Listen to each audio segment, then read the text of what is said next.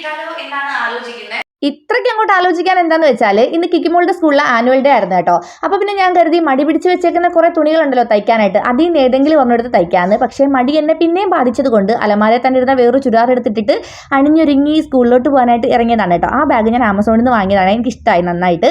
അങ്ങനെ നേരെ സ്കൂളിൽ ചെന്ന് അവിടെ ഞാൻ ചെന്നപ്പോൾ തന്നെ കിക്കിമോൾ ഫ്രണ്ടിലുണ്ടായിരുന്നു. കിക്കിമോളുടെയും ഫ്രണ്ടിൻ്റെയൊക്കെ ചുമ്മാ ഒരു വീഡിയോ ഒക്കെ എടുത്ത്.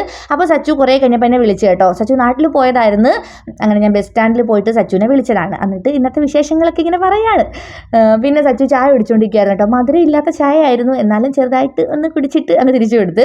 അങ്ങനെ ഞങ്ങൾ റെഡിയായി വീണ്ടും സ്കൂളിൽ പോയി. അവിടെയും ചെന്നിട്ട് തന്നെ മോമോസും ചായയൊക്കെ കുടിക്കുന്നുണ്ടായിരുന്നു. അങ്ങനെ 10 മണിയൊക്കെ കഴിഞ്ഞ് കേട്ടോ കിക്കിമോളുടെ ഡാൻസ് തുടങ്ങാനായിട്ട്. ഡാൻസ് ഒക്കെ കഴിഞ്ഞ് പിന്നെ ഒരു പ്രോഗ്രാമും കൂടെ ഉണ്ടായിരുന്നു. ആ സമയത്ത് നമ്മുടെ പിള്ളേരെല്ലാം കൂടെ അടിപൊളിയായിട്ട് എൻജോയ് ആയിരുന്നു കേട്ടോ. ടീച്ചേഴ്സ് തന്നെയാണ് അവിടെ പോയി ഡാൻസ് കളിക്കാനായിട്ട് പറഞ്ഞത്. ആ കോസ്റ്റ്യൂം എനിക്ക് നന്നായിട്ട് ഇഷ്ടപ്പെട്ടു കേട്ടോ. അത് വേറെ ക്ലാസ്സിലെ പിള്ളേരുടെ പ്രോഗ്രാം ആയിരുന്നേ. അപ്പോൾ ഫുൾ വീഡിയോ ചാനലിലുണ്ട്, കണ്ടു നോക്കണേ. Bye bye.